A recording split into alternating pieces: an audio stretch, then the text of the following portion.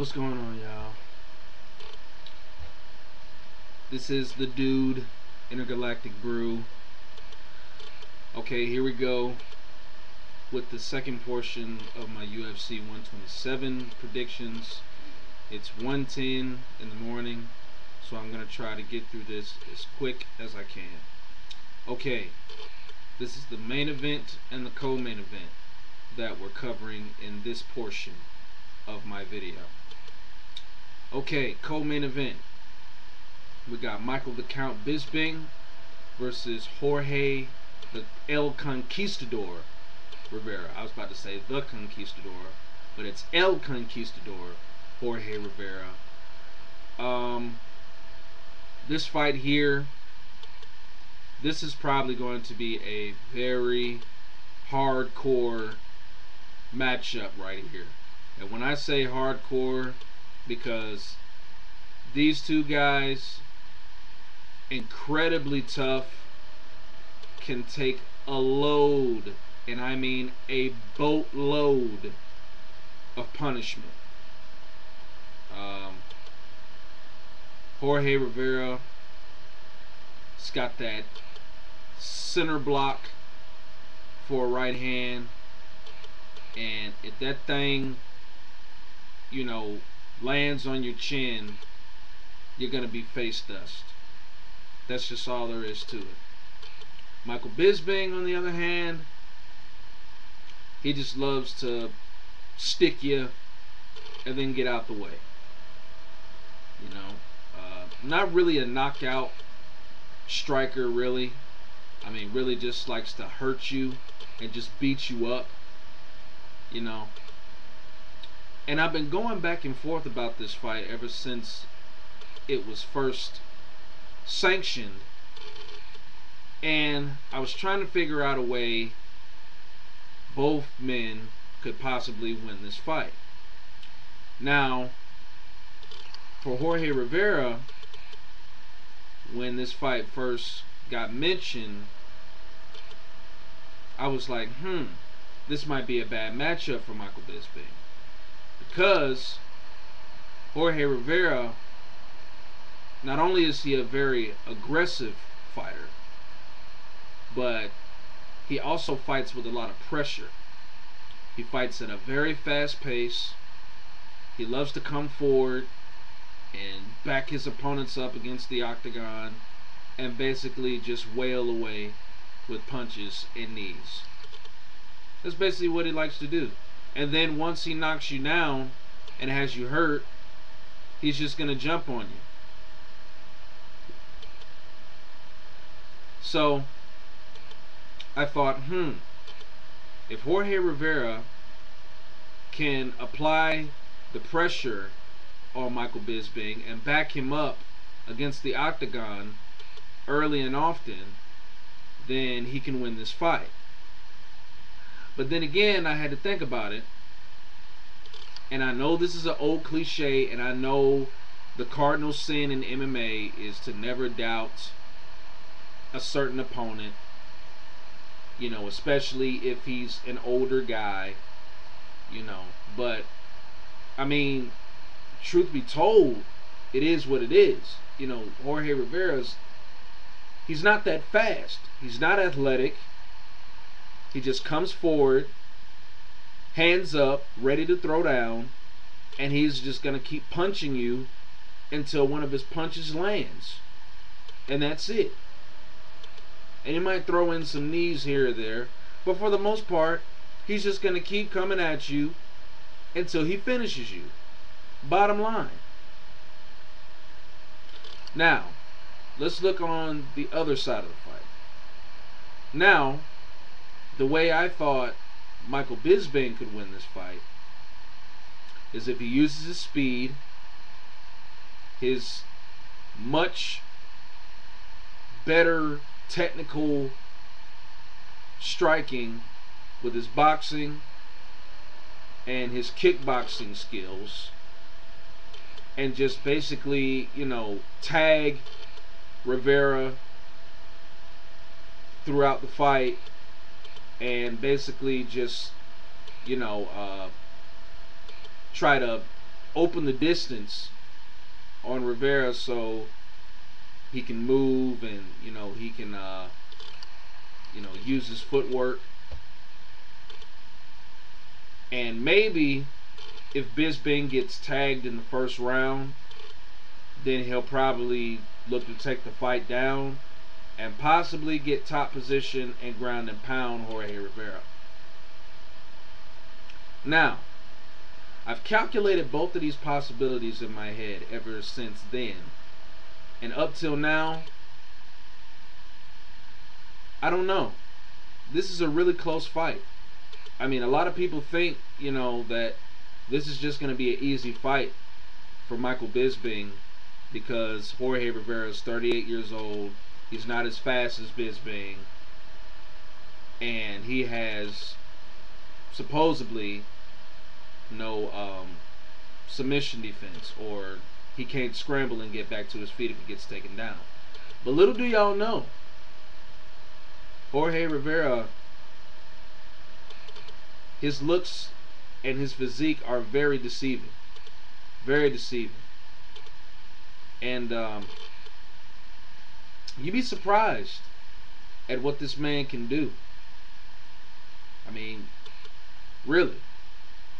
I think everybody's, just paying attention to the trivial stuff, with the trash talking and the taunting and all this other stuff. But this guy can fight, man. Jorge Rivera can doggone fight. If you go back a long time ago and look at his fight with Anderson Silva, he gave Anderson Silva a match. I mean, sure, Anderson beat him eventually, yes. But Jorge Rivera put it on Anderson. Trust me. He did. Anybody who hasn't seen that fight, I would encourage you strongly to go take a peek at that fight and tell me that Jorge Rivera is not a worthy challenge for Michael Bisping. And I hope Michael Bisping doesn't take Jorge Rivera lightly. Seriously. I mean, sure, if Michael Bisping beats Rivera, then yes, he's taking that closer step to the title picture or the title contention or whatever. But he needs to take this fight very, very serious. And now that I think about it,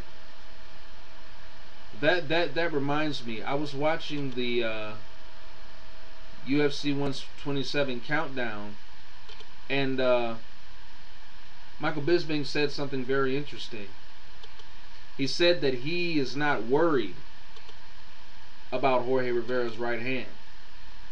Now, in verbatim, that's not what he really said. He really said, I don't give a about Jorge Rivera's right hand. But I think Michael Bisping does need to give a darn about his right hand, because that right hand has been a thorn in his side in his past fights, a la Dennis Kang. Got bopped in the first round, darn near knocked out. It just so happened that he was able to recover in the nick of time, and Dennis Kang wore himself out. Then, okay, Dan Henderson. Remember that fight? From the Ultimate Fighter, UFC 100, a couple of years ago? Yeah. Dan Henderson, Michael Bisping, circle to his right, kapow. So Michael Bisping needs to be wary of the right hand, because you can bet Jorge Rivera is going to look to launch it any chance he gets. And I got a sinking feeling if he nails Bisping with that right hand, Bisping's going to go down. So,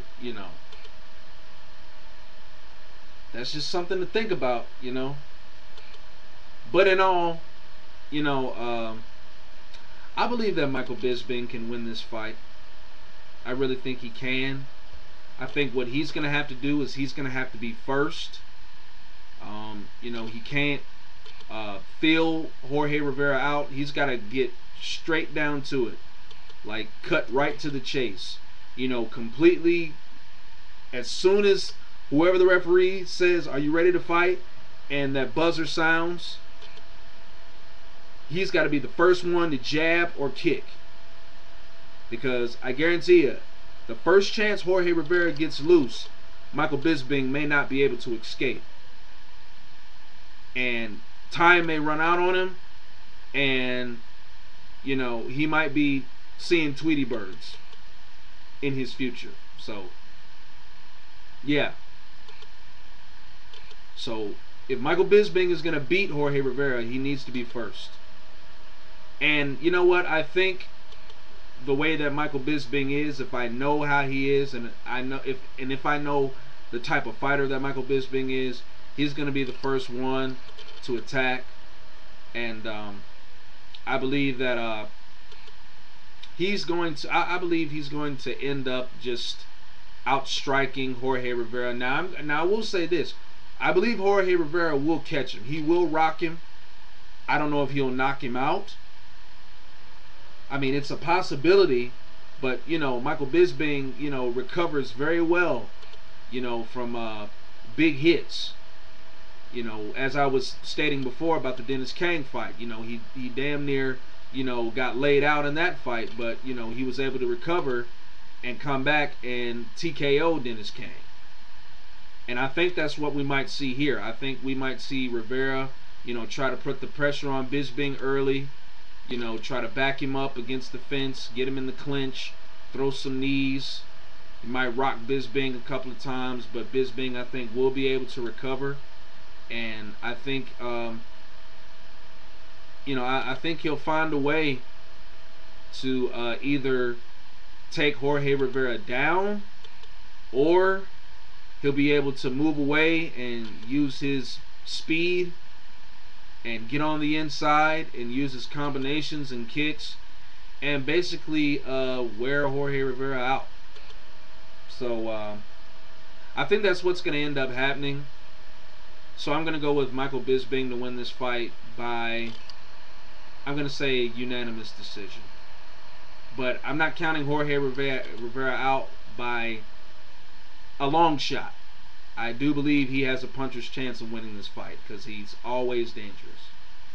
Okay, next fight real quick. John Fitch, main event. John Fitch versus BJ Penn, #1 contenders match right here. This is basically what BJ Penn needs to do.